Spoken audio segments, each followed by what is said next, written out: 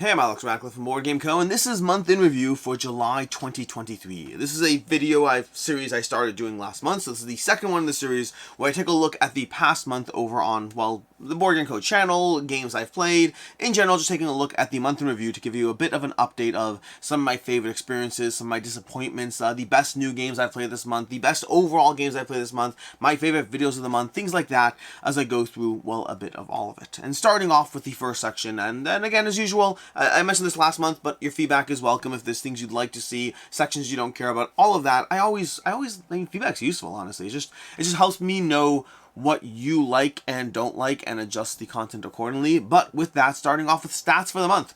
For July, I played 217 games. 217, well, that's not specifically, 217 plays, I should say, which makes that the second highest month I've had in 2023. 2023 currently is on track to be my highest year by far, to the point that every single year since I started tracking board game stats, every year I have played more games than the year before.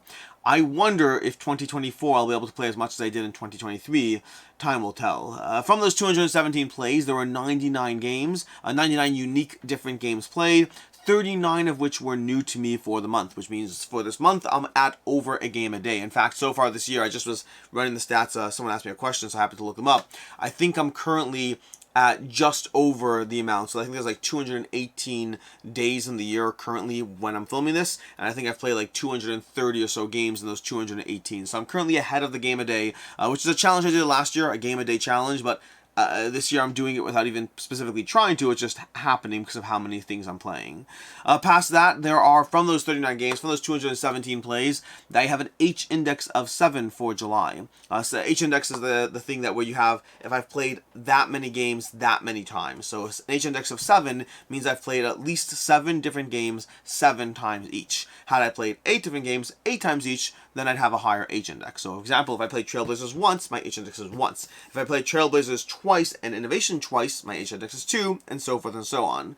Those 7 games for the month, those 7 games that I've played at least 7 times, are Crokinole, My City, Trailblazers, speaking of which, so Crokinole, My City, Trailblazers, Innovation, Race to the Raft, Castle, no, that seems wrong. Race to the Raft is 7? I guess it was. The Raft. Crokinole, My City, Trailblazers, Innovation, Race to the Raft, Castle of Burgundy, 7 Wonders, and 7 Wonders Duel are the 7 games I've played at least 7 times each, with Crokinole taking the absolute lead for the month with 17 plays under its belt, making it my most played game. So 17 plays were Crokinole, and the other 200 plays were, 98 other games. Anyways, from there, past that, we have the single day of the month with the most plays was July 15th, where I don't actually know the exact count, it didn't show it to me on the app, but the highest by far, and July 15th was actually the midway point of the Level Up Retreat, which is, I'm pretty sure, why I played so many games that day. But either way, those are my overall stats that I'm looking at for the month of July. For disappointments in July, disappointments is a category that I've always said, not always, last month I said, I will not be specifically trying to find X number of disappointments. I'll be going more naturally with what I actually felt was a disappointment, as opposed to, my best new games is 5, videos of the month 5, crowdfunding picks is 5, everything else is 5. Disappointments is going to be whatever felt like the right number. And for disappointments, I think there are only 4 this month. One of them, and as always they have caveats, disappointments does not mean that it's a bad game, not by a long shot, but it does mean that in some way, shape, or form the game was a disappointment. And starting off with the lowest tier is going to be a game called Vampire the Masquerade, Milan Uprising, which I played that one. You may have seen the playthrough of it, and my disappointment there is not even in the game itself. It's more that I didn't get to see enough of it to fully develop an opinion of the game. Vampire the Masquerade was very much in the prototype phase, very much a demo more than anything else, and so I both got to enjoy the game. I played through the game, but the first half of the demo session is very much on rails. You're just being told what to do, and the second half of it is making choices, but then the demo ends before you really have a choice or a sense of the consequence of those choices. So I haven't gotten to see where the game goes, what happens next, how do you continue to develop your character, how much does the board matter versus the game in terms of, I remember when I played their last game, was, and this was paid content by the way, but their last game, Bad Karmas and the Curse of the Zodiac, when I played that, I thought it was very well done, and I completely get the app integration with the board integration. Versus Vampire the Masquerade, from the demo I played, it kind of felt more like, okay, just play an app instead. But again, the tricky part is, this was very much a demo more than anything else, so it's is not a critique of the game, at least not yet, but rather I was excited for it, and I didn't get to see any of the things I was excited for. Then there's my next one's going to be 5 Words. 5 Words is a game that you may have heard me talk about maybe 7 or 8 months ago, where I played it and was really excited about it. And this is one of those games where there's a reason you play games multiple times. There's a reason I play games multiple times before reviewing them. 5 Words was a game that they first play. I really enjoyed and was strongly looking forward to it. But then as I played it more, it was a game I was really excited to cover it, and then I dove into it more, and I was just like, not for me. It's just something about the game, the first time it clicked with me, and then subsequent playthroughs did not click with me quite as much, unfortunately. Then the last one, but that's 2, so the 2 more, we have a game, Ultimate Treehouse. Ultimate Treehouse is one that looks beautiful, looks like a great kids game. Very excited for that one, and I think it is a good gateway game. The tricky part is, and I did a review of this one on the channel, but I think Ultimate Treehouse is a good gateway game for a mass market audience. I think it's the kind of game that, if it's placed in Target, is a great game that can shift people towards gaming. It was beautifully produced, had good conversations around the nature of board game mechanics and kind of an intro to board games, and really well done. But in terms of the games I'm looking for, even kids games, I felt it was a little too light for what I'm looking for. I felt it was a good target game that could bring people towards board games, not a good board game for gamers. And I was really excited to dive into it and play it. Components were incredible, graphic design was incredible, art was incredible, so many aspects of it were incredible, which is why I was excited for it. And then lastly, we have Wild Tales, a Pirate Legacy game from Button Shy. I love Button Shy games. I love a lot of the games. In fact, more Button Shy things will be present in this video, but Wild Tales, unfortunately, is one that was too complicated for what the game actually gave me mechanically. I felt it was just too fiddly and too much going on for ultimately a resource conversion engine, and so Wild Tales is one that, for me, is unfortunately a disappointment of the month.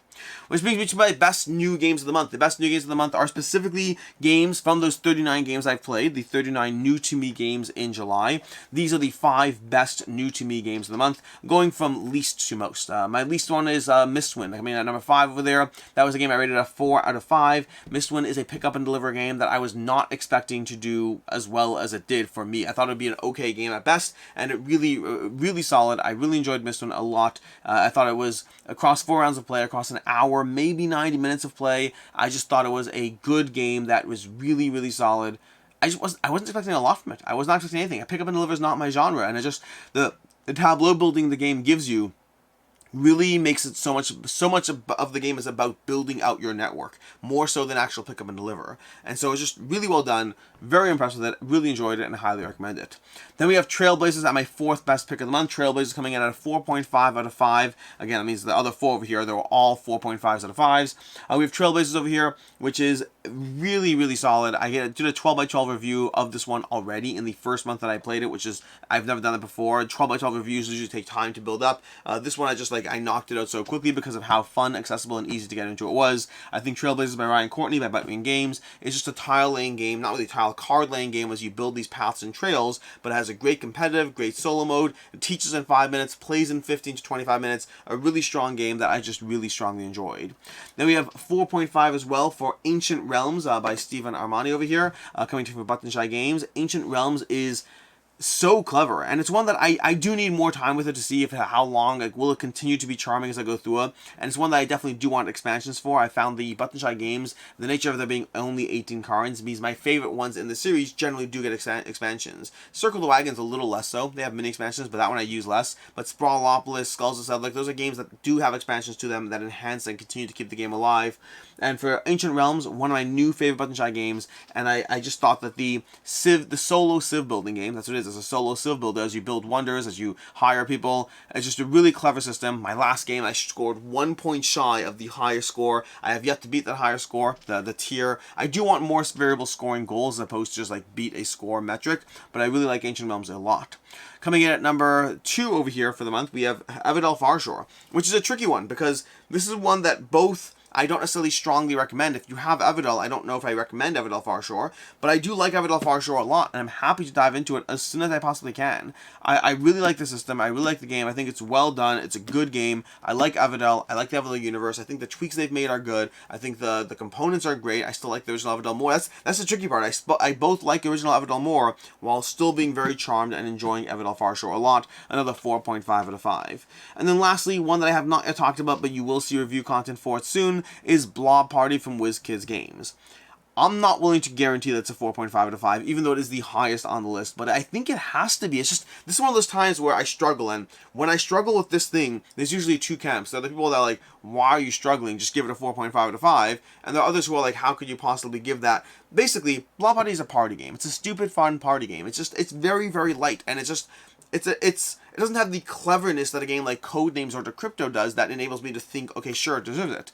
Blob Party feels kind of stupid, but it's brilliant too, and it's just good fun. I think it's going to be getting a 4.5 out of 5, which feels obnoxious for, again, there's two camps. There are those who are like, just give it a game, just give it a score you want, and the others are like, well, you know what, if it's a party game, it shouldn't get that high, and I kind of fall in both camps. And not because a party game doesn't deserve to be that well rated, but I just think the design space of Blob Party, it's a really well done game. It's all about becoming a blob. That's all it is. It's the becoming of a blob. It's a simple mechanic. It's a bunch of cards. You play the cards down. You're like, oh, say, anyone, just name a. Let's do some adjectives. Let's do some words. Let's say the categories were, I don't know, fast dogs. Okay, fast dogs. Everyone thinks of a fast dog, and boom, boom, everyone writes it down, and then people write down, and obviously the only right answer is greyhound, but maybe three of us write greyhound, and someone else writes, I don't know, what's another fast dog? A chihuahua, I don't know, whatever it is. I don't know dogs very well, you can tell this here. But everyone who writes that same thing merges into a blob, and then eventually, within 7 questions, all the people playing have to be in a central blob, which makes it an incredibly, incredibly fun game.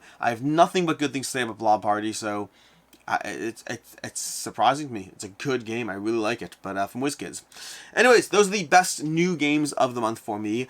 Which brings us to Videos of the Month. Videos of the Month is a section that I actually put it in the last month's month in review. I put this in the comments, the pinned comments. Like, oh, that's a good section too. Let me pick out my 5 favorite videos of the month on the Board Game Co channel. Basically, videos that I'm like a little bit more proud of. And again, we'll do it in order from 5 down to 1. 1 being the best. But coming in number 5 is actually going to be my month in review.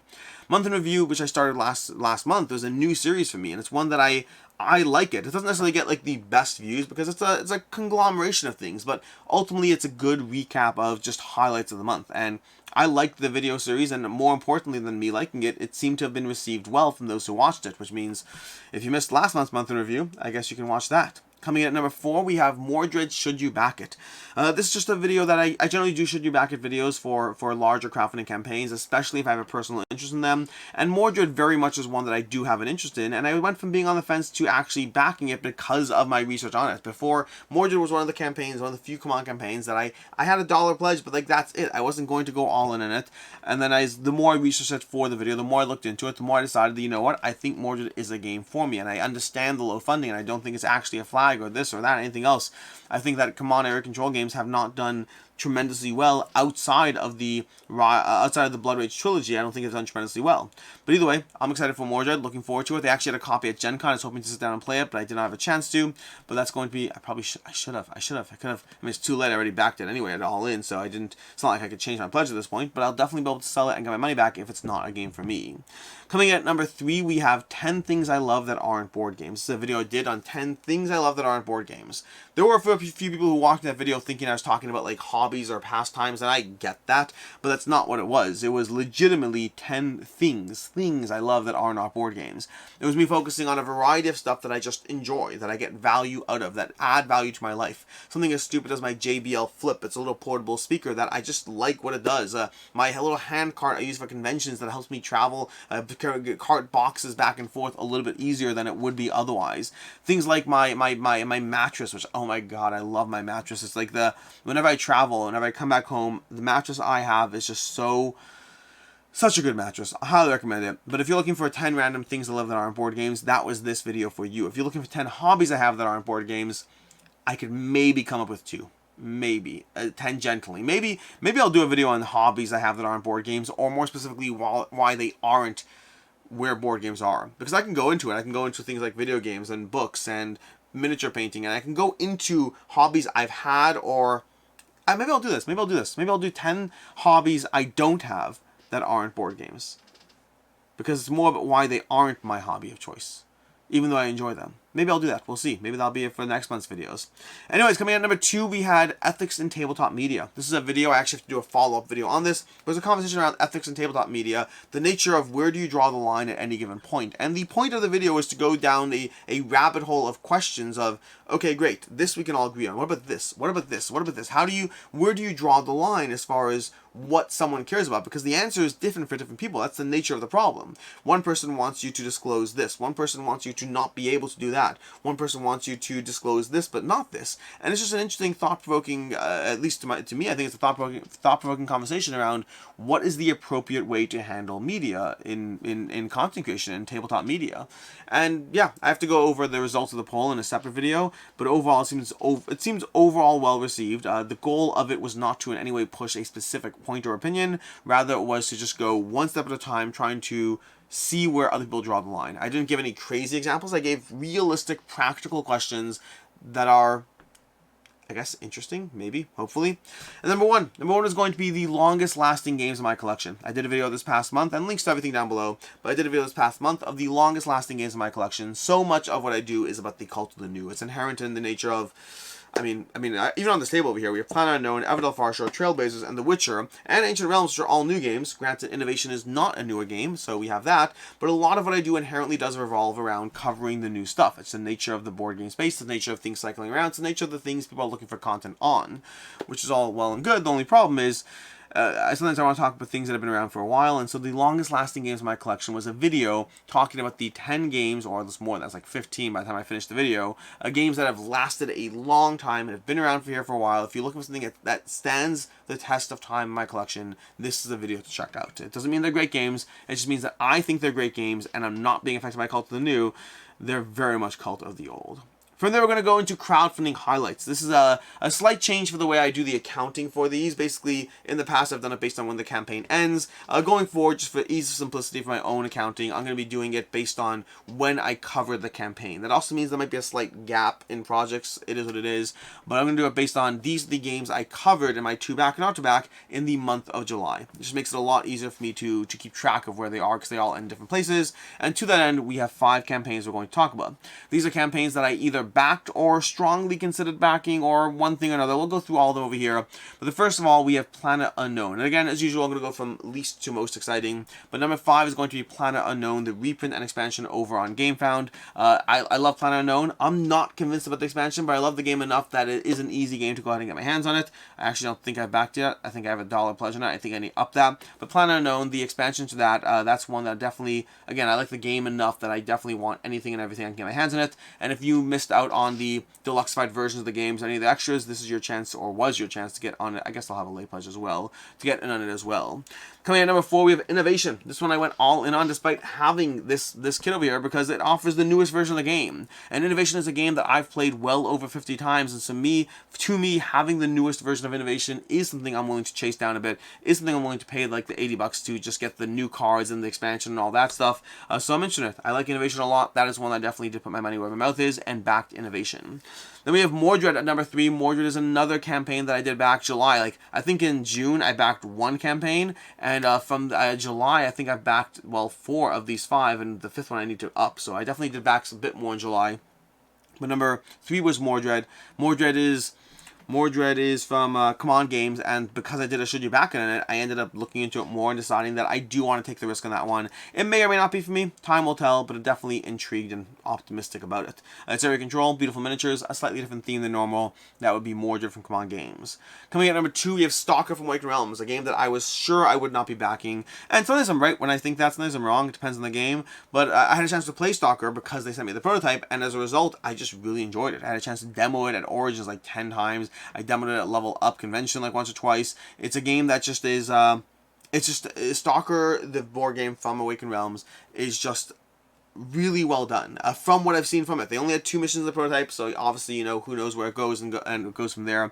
But it's just a good semi-stealth, semi-aggression based mechanic that I just really liked how it was different from typical games. It had the Awakened Realms narrative, but without the the Awakening Realms weight of a huge campaign game. It's just that it felt like an accessible campaign game that gave you a lot of tactical choices, and what little I had to see of the game did definitely incentivize me to want to play it more. And then number one is going to be an easy one for me to have backed, which is Cyclades. Cyclades Legendary Edition. I love Cyclades, and this Legendary Edition did feel like an improvement over the original in many ways. It felt like they took the best parts of all the game systems of Cyclades and just really gave you a game that really give you a very strong, very solid game that I think it's an easy replacement of current Cyclades to get my hands on that just because of the changes they made. And so those are my 5 crowdfunding campaigns for July. Which brings us to the last category over here, which is going to be the highlights of the month. This is specifically games that are not new. Rather, these are games that are continuing to hold up for me. So from those 99 games, like I said, 39 were new to me, which means 60 of them were games that I already played. And from those 60 games, here are the 5 that are still the highlights, still stand out to me, and are still games I'm excited about. With number 5 going to be Expeditions. Expeditions was actually in last month's picks as well, which for me, I'm gonna pick things that I'm excited about. Whether or not I played it, if I played it last month, if I included it last month, as long as I'm still excited about it, these are the games I'm still very excited about. And Expeditions is still coming in number 5. I'm still enjoying it, still playing it, still having a great time with it. Got multiple plays in July. It's just holding up for me. A strong contender for my pick of the year for 2023. Although DEI is going to give it a run for its money, and who knows what else the next few months bring.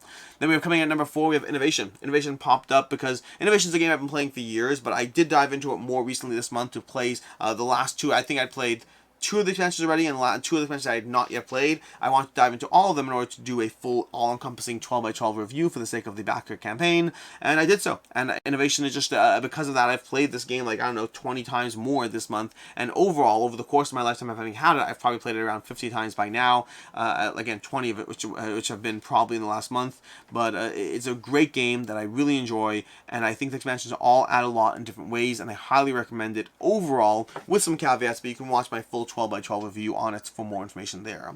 Coming in at number 3, we have Deus. Deus is a game I got rid of, and I need to get it back. I haven't actually gotten it back yet, but I plan on getting it back. I had a chance to play this one at Level Up Retreat with some of our some of our Discord and Patreon members, and just really reminded me of all the things I loved about the game, and I still don't know why I got rid of it. I am coming to the conclusion I need a bigger basement. That is a different problem. But either way, Deus definitely hooked me again. Played it on Board Game Arena right after that, just to remind myself that I still do like it, and I think I need to get Deus back. It is a game I've had, a game I got rid of, a game I got back, a game I got rid of, and now it's going to be a game I get back again. Time will tell to see if I get rid of it or not, but it's definitely one that was a highlight. Number 2 is going to be Last Light. Last Light from Roy Canada from Grey Fox Games. Finally had a chance to play the full production copy of that one. So my first time playing that, but I've played the prototype multiple times. And so overall, Last Light, it holds up. The production's excellent. It's a beautiful game on the table. It's easy to teach. It's easy to play. And my game group has so far been loving it. They have requested to play it again and again. It's just a good game that plays in an hour. It's a 4X game that plays in an hour. And number 1 is going to be The Witcher Old World, which is on the table for a reason. The Witcher Old World is my highlight of the month for games that are not new to me in terms of just a fun game. I've played it a bunch of times already. There's actually a film playthrough on the channel as well. I'll be diving into the various expansions one at a time, likely in film playthroughs, because why not? I think there's a demand for The Witcher content, and more importantly, I want to play it, and so win-win in that conversation. But The Witcher Old World from Go On Board. The prototype continues to hold up. I have not played any of the expansions though, which is a big deal because the expansions add so much to the experience as you mix them in. But that is my number 1 pick of the highlights of the month. And that is your month in review. That's your month in review. The best games, the disappointments, the best new games, the highlights, the videos of the month, the crowdfunding picks, and of course the stats for the month. That has been your month in review for July 2023. And until next time, I'm Alex Radcliffe from Board Game Co. And I hope you have a good one.